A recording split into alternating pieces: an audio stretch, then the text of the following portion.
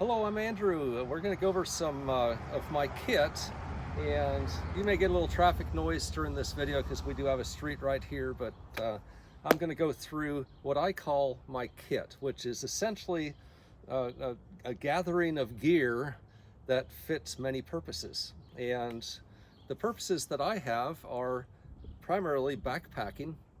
I hiked the Pacific Crest Trail, a large portion of it, not the whole thing, in 2015. During that hike, after carrying too much gear for 500 miles, I switched out my gear and became much lighter, much faster. It was much more enjoyable, and my hike was much better after that.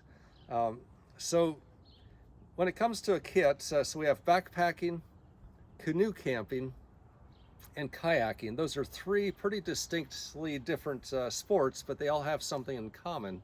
One is, you have to sleep in a tent or a hammock, whichever your choice is. My choice is a tent. You have to cook, you have to clean, you have to have hygiene, first aid, so forth.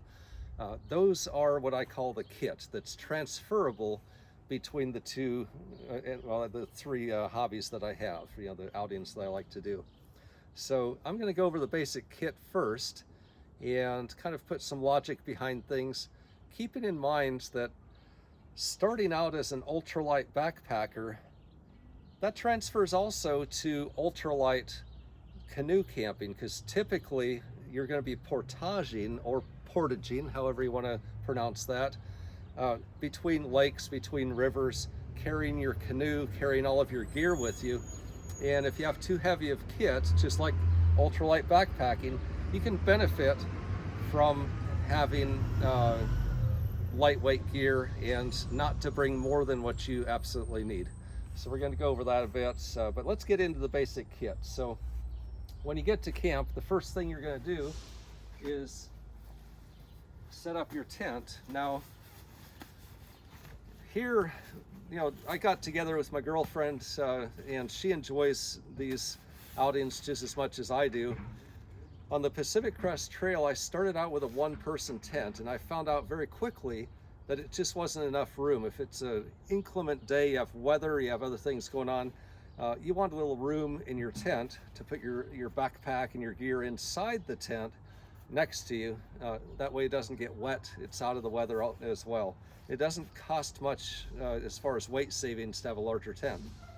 But now that I have a partner, Jackie, who is backpacking with me, I have a three-person tent.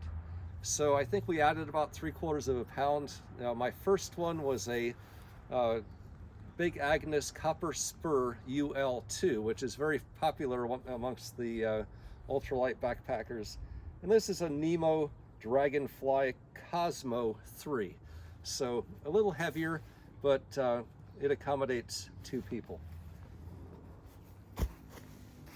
The sleeping pad that both of us use are the Thermarest sleeping pads. These blow up about that thick, and then you can let a little air out, and they are great for adjusting your comfort level and the firmness of the sleeping pad, through the air pressure. And of course, the sleeping bag. For summer trips, all I need is a 40-degree bag. This is a lot lighter, a lot smaller. Right here we have the REI Helio Down 40-degree bag. And then I use I think it's a Big Agnes 30-degree bag for the colder trips. For the backpacking, I use a Osprey, I think it's a 55-liter Osprey pack. And if you look over here, I took what they call the brains off of the pack. It mounts on the front, the top of the pack. Essentially, this pack should empty every evening when you get to camp. If it's not light like this when you get to camp, that means there's something in this pack that you're not using every day, and you should probably reevaluate your load out, okay? So that's what I pack it in. During the day, it's nice to take a break. Also in camp, these little folding Thermarest sitting pads are real handy, and they only weigh, I don't know, an ounce or whatever they are. They're super light. Great to have along, and that's for backpacking. We're still in the backpacking mode here. I have a stuff sack that I use for all of my Ziploc bags. So if you look down here, we have all the Ziploc bags representing all the little kits that I have that go into the main bag. The reason I use this is it's a lot easier to find things. You can see the color, you reach in there, grab it out, and then you just have a few little bags in there that you have to search through to get the different items out of there. So for hygiene, I have double wrapped soap. I use 2 sandwich bags. That way the soap smell doesn't get into the rest of my gear. I have my toothbrush. Of course, I cut the handle off to make it a little lighter. A small travel size toothpaste and dental floss. Dental floss can also be doubled up as a sewing kit to mend clothes or tents or whatever you have to do. So, like I said, that all gets stuffed into this little bag. Here's my electronics bag. I carry a headlight with me, which is rechargeable. A wall charger, because when you go into a trail town, you want to charge all your stuff up, your cell phone and so forth. A cell phone charging cord, and then also what's called a Anchor battery pack. And you know, if you're going for 4 or 5 days, you want to be able to charge up your cell phone, and this is a battery pack that you can get about 2 good charges on your cell phone, so you can actually be charged up for longer periods of time. But that's what I call my electronics bag. Once again, goes into my little stuff sack. Another thing is, when the mosquitoes come out, I have a small bottle of mosquito repellent and also a head net. Okay, that's necessary when it gets bad with mosquitoes. You can throw that thing on and you're somewhat safe. Another thing for mosquitoes and also sun, UV protection, so forth. I wear a shirt very similar to this. It's a hiking shirt. It has UV protection. You can roll up the sleeves and make it a short sleeve shirt. You can roll them down and get the UV protection, and it's lightweight, breathable, and doesn't cause any problems with that. First aid kit for backpacking. I'll just kind of go over what's in here real quick like. There's different remedies that you want to carry with you in the woods. Okay, so you have ibuprofen, maybe some Imodium AD. You want some Dayquil and some NyQuil. That way if you catch a big cold and you have a fever, you can cut it with that, maybe some Tylenol. Just package them in little packages here and put it in a pack. There's several ways to start fires in my first aid kit. So I have a little lighter. I have waterproof matches. And then a ferro rod. This is not necessary. To be honest, I would probably leave this behind on the next trip. It's pretty heavy. Fingernail clippers. That's good for getting splinters out as well. You can grab the end of the splinter and pull it out real easily. And then moleskin. If you see in my moleskin, I have a sewing needle that's kind of poked through there. The sewing needle is a couple of different purposes. One is if you get a blister, you need to aerate, you get the juice out of there, you can pop it with the needle. And you can also use the dental floss with the needle to sew something up and mend some fabric. I'm going to take that ferro rod out right now because it's not necessary. Waterproof matches, a lighter, and Also, the stove I use has a self-igniter, so there's 3 different ways I can make a fire, which I think is enough.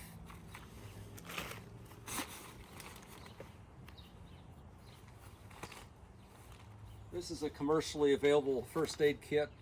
Oh, and one other thing I didn't show you in there is there's Band-Aids in the first aid kit. I usually have about 4 Band-Aids that I can use for minor cuts. And if there's anything more than a minor cut out in the woods, I use a bandana. You can use this as gauze. You can tie it up and do a tourniquet if need be. Use this as a wound protection deal.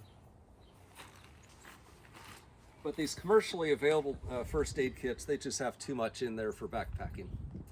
I have this because I will maybe bring it canoe camping or camping, but it's really too heavy. There's too much.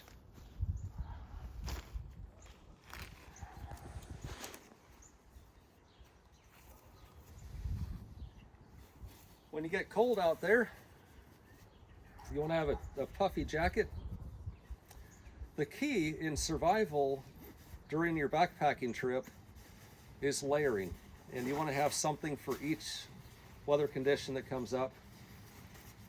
So here's a Patagonia puffy, which I use. If it rains, you want to go with this lightweight of rain layers you can get. So I have a Patagonia rain layer. Nothing on the pants. Okay, they'll dry out. You just want to keep your core dry. And also for backpacking, I use a Osprey pack cover for rainy conditions, and that keeps everything inside the pack dry. When it gets a little colder, of course, you want to use long johns. So have a top and a bottom.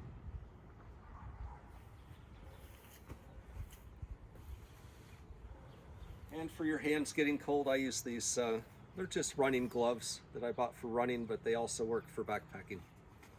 Super lightweight.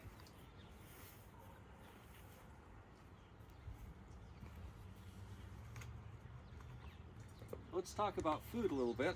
We're going to go over food choices in other videos, but right now we're just going to talk about just basics when it comes to food. So I have a Sawyer Squeeze water filter, so everything you drink when you're in the backcountry should be filtered.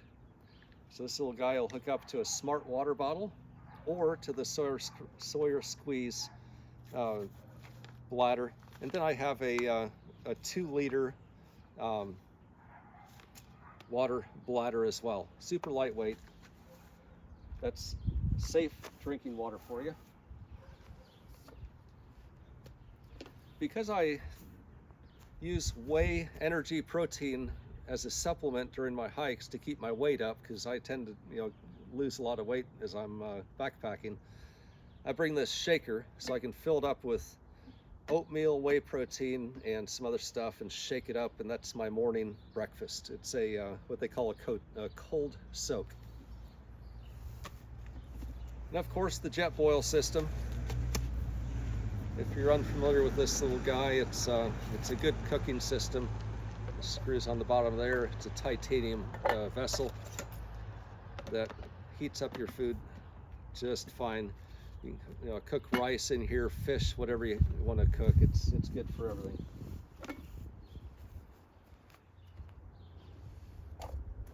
Just recently, I'm adding another titanium vessel to the kit. I'm not sure how many ounces, but it's pretty light, and I tend to like coffee with my dinner or with my breakfast, that sort of thing. And it's just another vessel you can use to cook something besides what's in the jet boil. You basically pour hot water in here and you have another meal. For food safety, in regards to animals, this is an Ursack. You tie it up, secure it to a tree, and theoretically those bears won't be able to get at your food if you tie it around a sturdy tree. If you're worried about the bears getting to it, I also bring parachute cord. You can hang this whole thing up in a tree and keep your food safe from animals.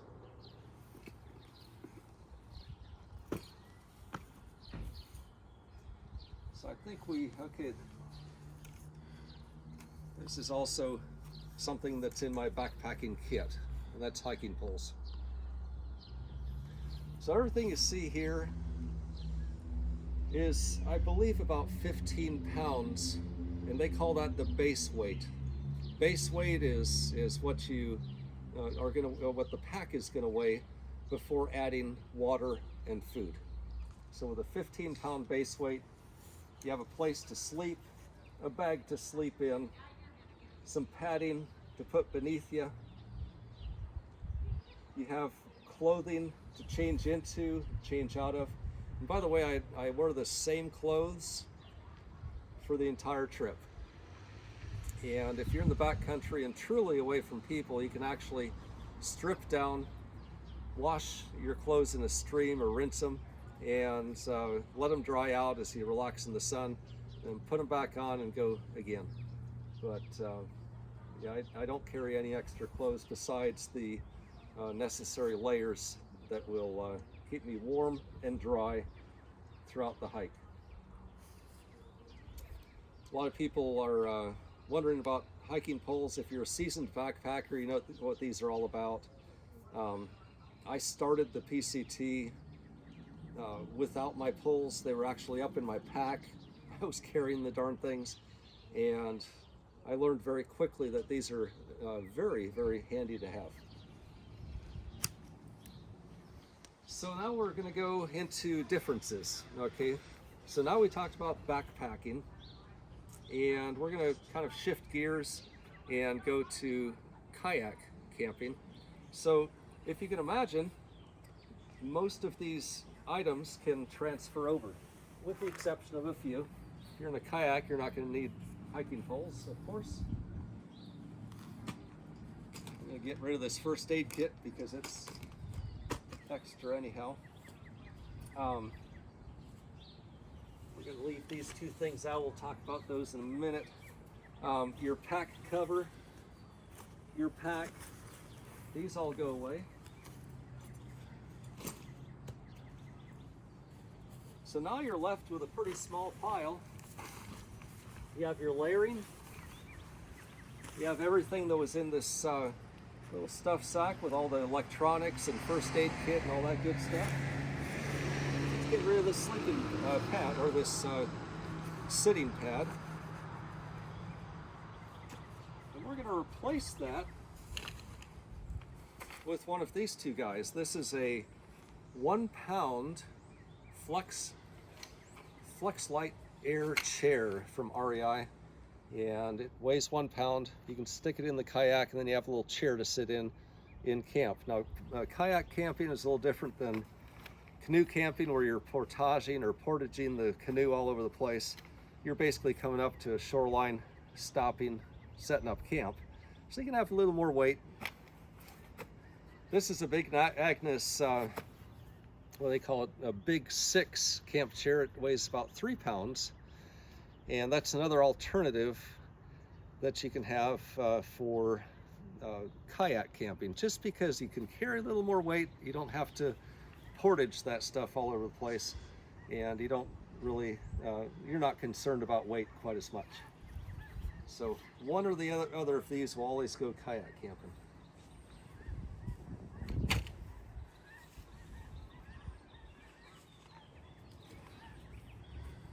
And if you bring one of these guys, you definitely want to bring your first aid kit with you and your bandana. That's for wood gathering, setting up camp, and gathering firewood. This is a German-made hatchet that I recently purchased. I haven't even taken it out in the woods yet. Brand new, and it's a couple pounds. It doesn't weigh much. And of course, the maps and compass. You want to have that so you know where you're going. The compass, of course, for obvious reasons. So when you're kayak camping, there's the possibility or the probability that everything in the kayak is going to get wet. Even if you're in your sealed compartments in the kayak, you're going to have water intruding, or maybe even if you just have a little bit, maybe a half a cup that's sloshing around in the bottom of your kayak, it's going to wet everything in there.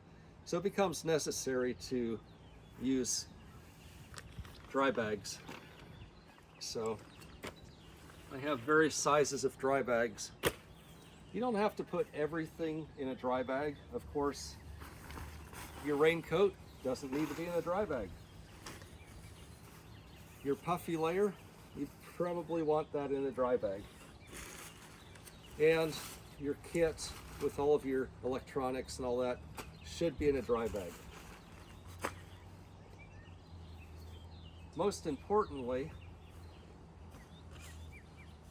your sleeping bag. You do not want to get your sleeping bag wet. You definitely want to put that guy in a dry bag. Sleeping pad, it's obvious you don't want it in a dry bag. It doesn't matter, it'll dry out real fast. Just wipe it off, sleep on it. Your food pouch definitely needs to go in a dry bag. We went on a trip recently where a friend of mine capsized his canoe and his food fell in the water, and he got to camp and about 1/3 of his food was soaked and basically ruined. So you definitely want to put your food in a dry bag. Jet boil, warm clothing, that sort of thing. Of course, your water filtration does not need to be in there. So it's pretty much just the things that you don't want to get wet, that are going to affect the trip in a negative way. Now in the kayak, let's go over to the kayak and you can kind of visualize this.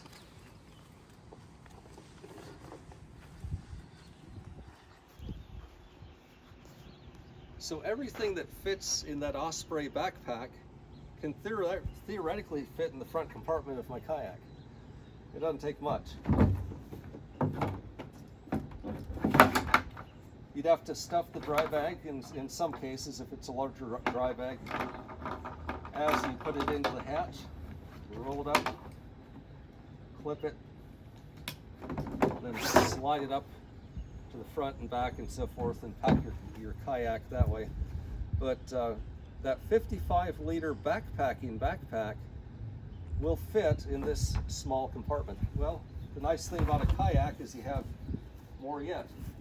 You have the day hatch, and then a whole area back here. And you definitely want to even your weight distribution from the front and the back of the kayak, so you have proper weight and balance. But it'll all fit in there. Don't ever worry about, some people have asked, can you fit enough camping gear in a 14-foot kayak to go on a trip? Heck yeah, you can go 2 weeks out of a 14-foot kayak. There's so much room in these things. This is an 18-footer. Of course, it has more room, but you don't need much room. If you're dealing with the same kit that you would with a canoe, or as you did backpacking. I keep carrying around this. This is the spray skirt that you probably want to bring. We're going to go over a couple little quick things. So we've just adapted to kayak camping, outlining the gear that you can bring, and also what you need for kayak camping. It's essentially the same as backpacking with a few adjustments. I like to bring a spray skirt to keep myself a little safer as I cross the larger bodies of water. Sometimes you get like on Lake Michigan, Lake Superior, you get larger waves, and they'll be crashing over the bow, and you're going to fill your kayak if you don't have a spray skirt. And of course, you always want to wear a PFD, life preserver, and bring a spare paddle. I do have a kayak paddle. It's not the one I use for that kayak, but you want to bring a good paddle and also a spare paddle whenever you're going on the big trips, in case you lose one or break one. you can always have a paddle as a spare. So I'll put this spray skirt back over here. I almost wish this was a live interview because I would be asking any questions at this point. Okay, so now we're going to switch gears and go canoe camping. All right, once again, we're using the same kit because the kit is transferable between kayaking, backpacking, and canoeing. There's some minor adjustments. One is the fact that you can bring stuffed bags or dry sacks that won't fit in the kayak. You can bring larger stuffed sacks and so forth, but you kind of want to have a bag because you're going to be portaging. You're going to be bringing this this gear without a backpack that's stuffed in all these dry bags from one place to the other, and sometimes those portages can be a mile, 2 miles, so you want to make sure you have something to stick all this stuff in that's somewhat watertight, that's easy to carry. This is a portaging pack. You can throw that on your back, cinch it down. I'm not going to do the whole deal, but just like you would a backpack, and then you're essentially backpacking with the same gear that you would have otherwise. And this particular portaging pack is pretty light, so you're not adding any weight. And then all you have to carry is your life preserver. I like to double blade in this single canoe. And then I also have to, I like to have an extra paddle, okay? So you can somehow get these guys, I'm being real clumsy with this stuff right now. You know, a double canoe has a portaging yoke across, you throw it up on your shoulders, and you know, these single canoes are a little tougher to portage. That's why this guy's kind of handy. You can tie things off for the portage.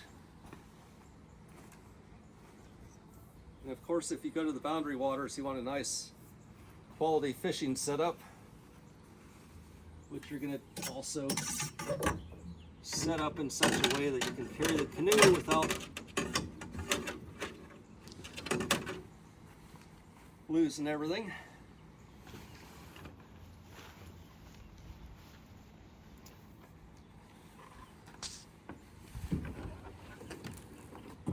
Now this canoe, you know, it's also real important to get a canoe that's a little lighter weight. You know, this one's about 26 pounds. And if you go with a partner, you'll end up with maybe a Minnesota 2 or a 2-place canoe that has the portaging yoke with pads, in which case they're going to carry it on top of your shoulders. But as you can see, the backpack is an essential element, unless you plan on making what they call a double portage, where you're going out and back twice, and I don't like to do that. I would rather just go from point A to point B with all the gear at once and not bring extra gear and concentrate on the ultralight setup, so I don't have to make too many trips or carry too much stuff. No cast iron skillets are allowed on these trips.